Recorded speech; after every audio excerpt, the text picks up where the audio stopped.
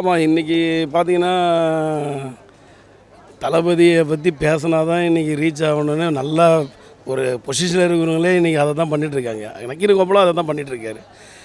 அவர் நீ தமிழ்நாட்டில் எத்தனை பிரச்சனைக்கு குரல் கொடுத்துருன்னு அவரோட ஹிஸ்ட்ரி எடுத்து பார்த்தாலே தெரியும்.